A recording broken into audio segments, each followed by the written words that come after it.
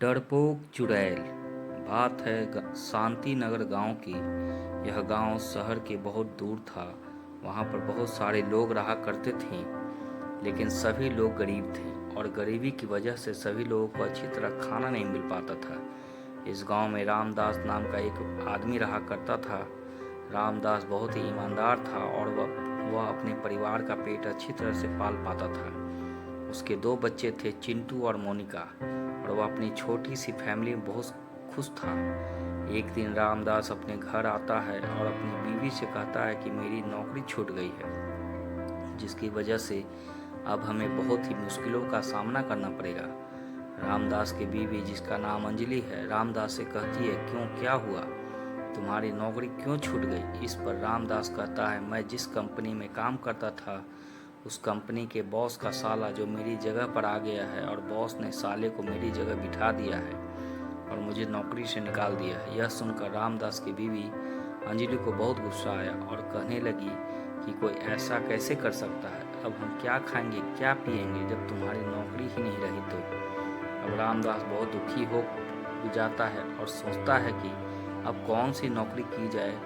तभी उसे याद आता है कि उसके घर के पड़ोस में एक लकड़ी का कारखाना है, शायद उसे वहाँ नौकरी मिल जाए। और नौकरी लेने के लिए वह लकड़ी के कारखाने में जाता है, लेकिन वहाँ उसे कोई नौकरी नहीं मिलती, इसलिए वह उदास होकर घर वापस लौट आता है। ऐसे ही दिन बीतते जाते हैं और एक महीना गुजर जाता है। रामदास को कहीं नौकरी नहीं मिलती। तभी गांव के कुछ लोग रामदास को सलाह देते हैं कि वह शहर जाए, क्योंकि शहरों में बहुत सारी नौकरी होती है। यह सुनकर रामदास जी शहर जाने के लिए राजी हो जाता है, लेकिन रामदास की बीवी कहती है कि अगर हम शहर चले जाएंगे तो शहर में सारी चीज़ बहुत महंगी होती है, हम उसे खरीद खरीद कर वैसे भी गरीब रह जाएंगे। रामदास को कुछ समझ नहीं आता और एक दिन वह रात में सोता है तो उसे नींद नहीं आती। तभी वह गांव के एक चौराहे पर बैठ जाता है। गांव के चौराहे पर एक कुआं था। उसे प्यास लग जाती है और रात में वह कुएं के पास पानी पीने जाता है।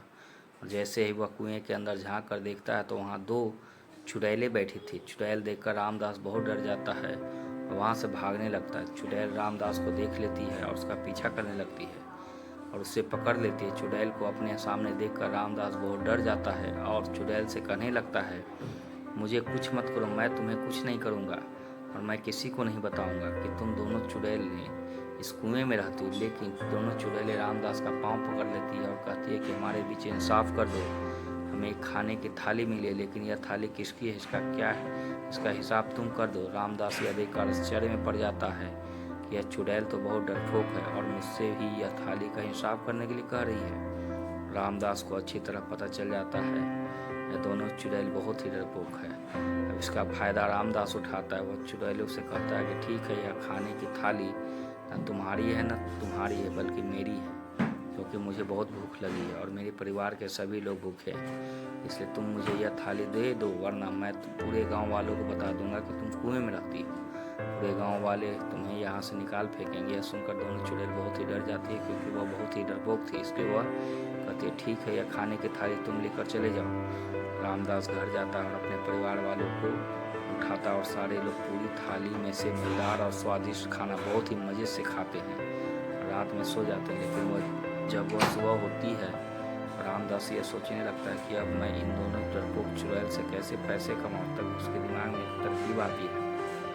वह रात होने का इंतज़ार करता है और जैसे ही रात होती है वह फिर से कुएं के पास जाता है और दोनों चुड़ैल को आवाज़ देता है। की आवाज़ सुनकर वह दोनों डरपोक चुड़ैल कुएं से बाहर निकलती है और रामदास से कहती है, तुम्हारा धन्यवाद कि तुमने हमारा नाम किसी गाँव वाले को नहीं बताया कि हम कुएं में रहते हैं। रामदास कहता है, ठीक है, लेकिन इसके बदले में तुम्हें भी मेरे लिए कुछ करना होगा। दोनों चुड़ैल कहती है कि हमें क्या करना होगा। इस पर रामदास कहते हैं, आसपास के गांव में बहुत से ऐसे पेड़ हैं जिस पर बहुत सारे फल लगे, उन सभी पेड़ों पर से मुझे फल ला कर दो। दोनों चुड़ैल बहुत ही डरपोक थी। वह रामदास का कहना मान लेती है और आसपास के सभी गांव के पेड़ों पर से रामदास को बहुत सारे फल ला कर देती है।